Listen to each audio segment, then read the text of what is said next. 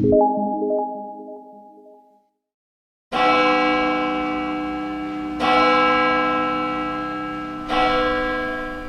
anak-anak, selamat pagi semuanya. Nah, di pagi hari ini ada yang sudah tahu kita mau apa ya? Mau apa? Betul, kita mau cepel sukacita.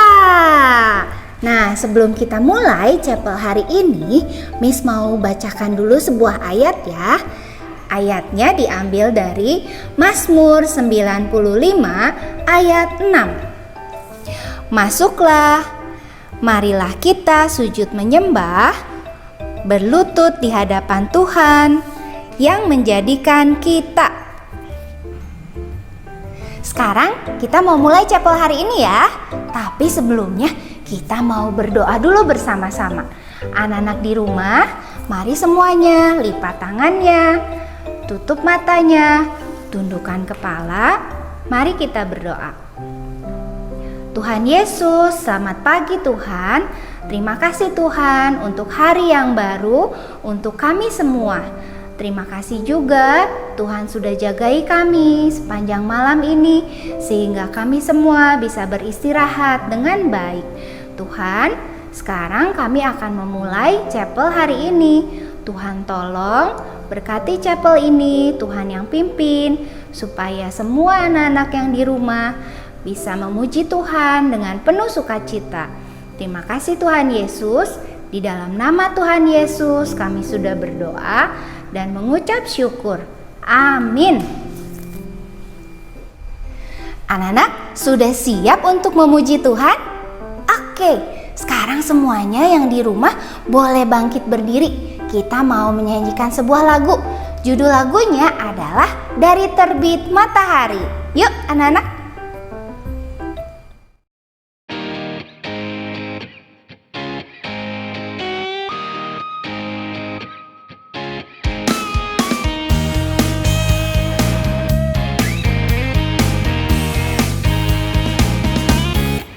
Dari terbit matahari sampai pada masuknya, biarlah nama Tuhan dipuji.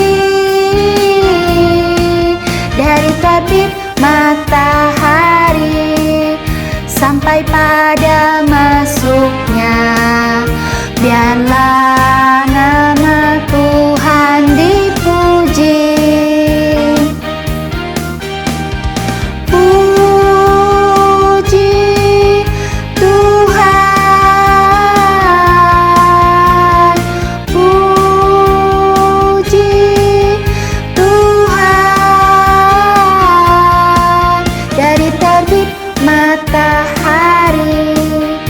Sampai pada masuknya, biarlah nama Tuhan dipuji. Dari terbit matahari sampai pada masuknya, biarlah nama Tuhan dipuji. Dari terbit matahari sampai pada masuknya, biarlah nama Tuhan dipuji. Puji Tuhan, puji Tuhan. Dari terbit matahari sampai pada masuknya, biarlah nama Tuhan dipuji.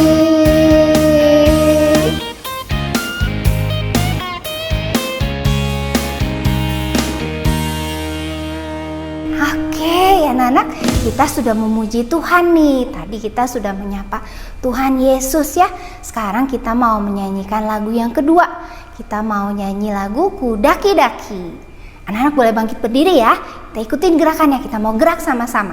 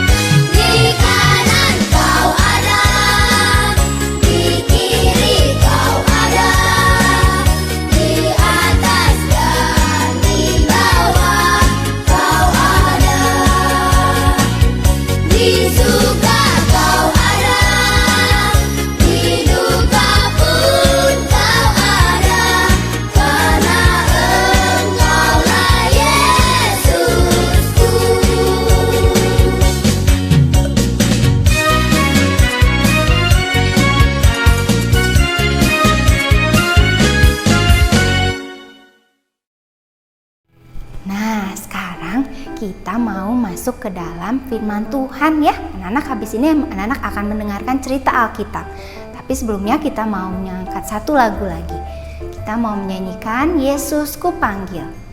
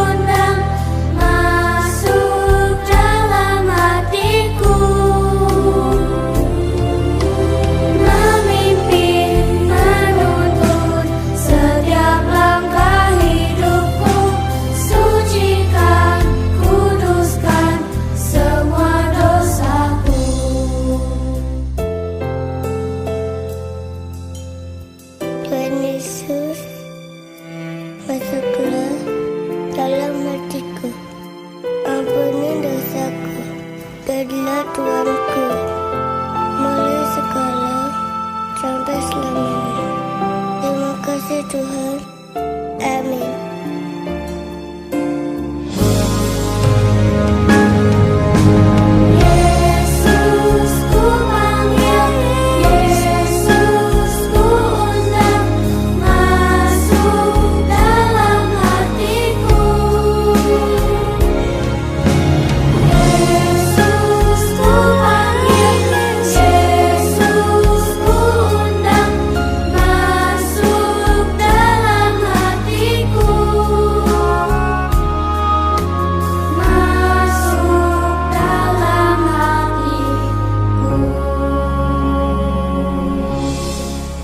Anak-anak, tadi anak-anak sudah memuji Tuhan dengan sukacita.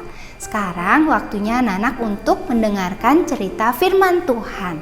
Tapi sebelumnya, Miss mau ajak anak-anak di rumah untuk berdoa terlebih dahulu ya. Semua yang di rumah, ikutin Miss berdoa ya. Lipat tangannya, tutup matanya, tundukkan kepalanya. Mari kita berdoa. Tuhan Yesus, terima kasih Tuhan kalau Tuhan boleh menyertai kami boleh memuji Tuhan dengan penuh sukacita. Tuhan, sekarang kami akan mendengarkan cerita firman Tuhan. Tuhan tolong untuk Miss yang akan bercerita. Berkati juga anak-anak di rumah supaya bisa duduk yang baik, supaya kami semua bisa mendengarkan cerita firman Tuhan dengan sungguh-sungguh. Terima kasih Tuhan Yesus. Di dalam nama Tuhan Yesus kami sudah berdoa dan mengucap syukur. Amin. Anak-anak, pernahkah kalian merasa takut? Misalnya ketika mami atau papi meminta kalian untuk pimpin doa, atau ketika Miss di sekolah meminta kalian untuk bercerita di depan kelas. Bagaimana perasaan kalian? Mungkin ada yang merasa takut salah. Mungkin ada juga yang merasa khawatir. Nah, hari ini Miss akan bercerita tentang Gideon. Cerita Gideon ini diambil dari Alkitab. Nah, cerita ini benar-benar terjadi anak-anak. Mari kita dengarkan ya ceritanya.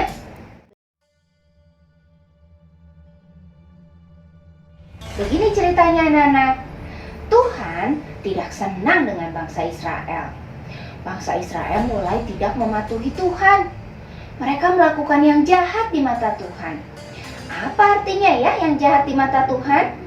Di dalam Alkitab, jahat di mata Tuhan artinya tidak taat kepada Allah dan juga menyembah berhala. Orang Israel berulang-ulang dan terus-menerus melakukan yang jahat. Lalu Allah menghukum mereka atas dosa-dosa mereka. Allah menyerahkan Israel ke tangan orang Midian selama 7 tahun lamanya. Orang Midian ini adalah orang yang sangat jahat dan juga sangat kejam. Setiap kali orang Israel menabur untuk menanam tanaman, pasti saja dirusak oleh orang Midian. Sehingga orang Israel jadi melarat dan kelaparan. Maka dari itu, orang Israel menjadi sangat takut kepada orang Midian. Sehingga orang Israel bersembunyi di dalam gua-gua di gunung. Maka orang Israel pun berseru minta tolong kepada Tuhan. Kemudian Tuhan memilih seseorang untuk menjadi pemimpin bagi bangsa Israel, yaitu Gideon. Malaikat Tuhan mendatangi Gideon. Lalu malaikat meminta Gideon untuk menyelamatkan dan melepaskan bangsa Israel dari orang Midian, musuhnya. Awalnya Gideon ragu, apakah Tuhan betul-betul memilih Gideon untuk menjadi pemimpin bagi bangsa Israel? Lalu Gideon meminta tanda dari Tuhan. Dan ternyata tanda-tanda yang diminta itu betul-betul terjadi. Gideon meminta supaya embun-embun turun di guntingan bulu domba, sedangkan tanah di sekitarnya tetap kering. Hal itu terjadi, anak-anak, untuk memastikan bahwa Tuhan menginginkan Gideon untuk memimpin bangsa Israel. Maka Gideon pun meminta tanda lagi. Jikalau embun turun di tanah sekitarnya dan embun tidak turun di atas guntingan bulu domba itu, maka Gideon mau memimpin bangsa Israel. Nah, hal ini pun terjadi sama seperti yang Gideon minta. Ketika bangsa Israel akan melawan bangsa Midian, jumlah orang Israel yang akan maju berperang ada 32.000 orang. Beginilah firman Tuhan, anak-anak, kepada Gideon. Suruhlah pulang orang-orang yang takut untuk maju berperang melawan Midian. Maka lalu pulanglah sebanyak 22.000 orang yang takut. Sisanya tinggal 10.000 orang lagi.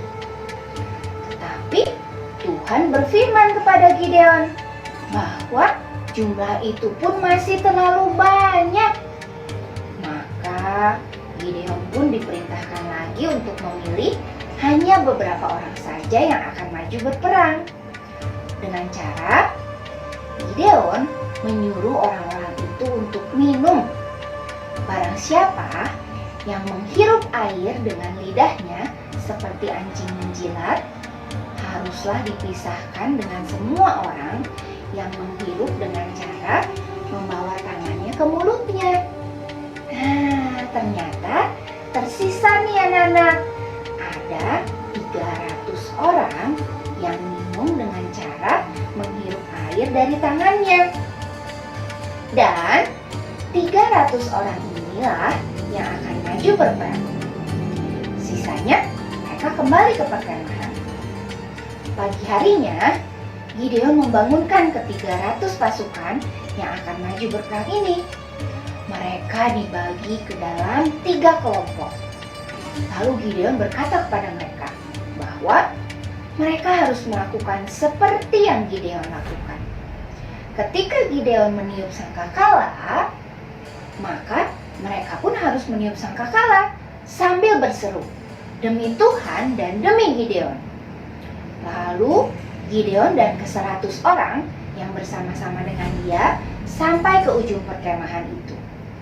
Pada waktu permulaan giliran jaga, pada waktu tengah malam.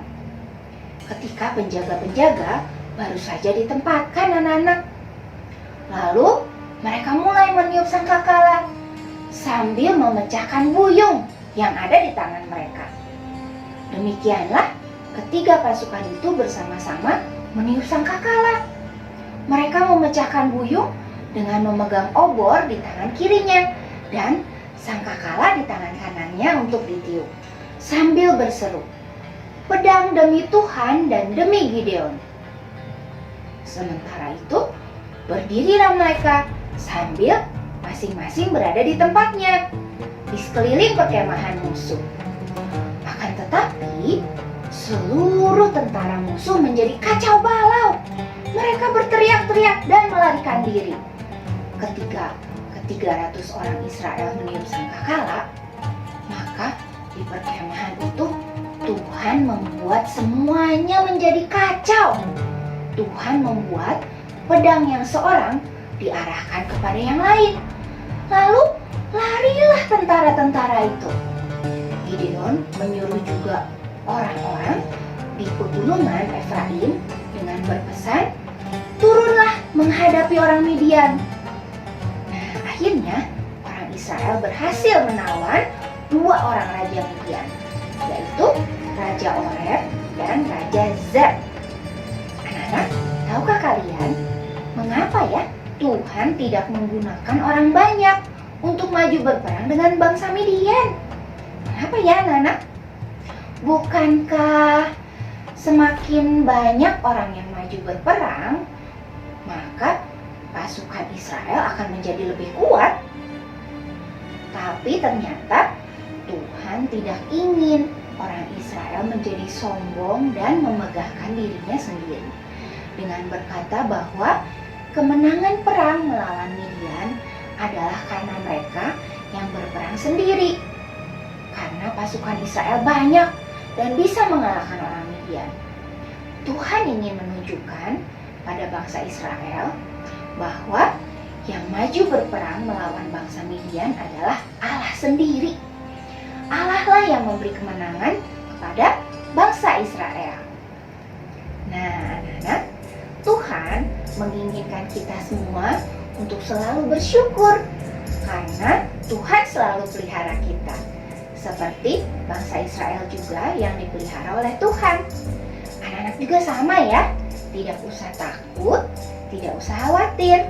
Anak-anak juga bisa beritahu mami papi di rumah, "Mami, papi, tidak usah khawatir ya, karena Tuhan selalu menyertai kita." Sekarang kita berdoa yuk.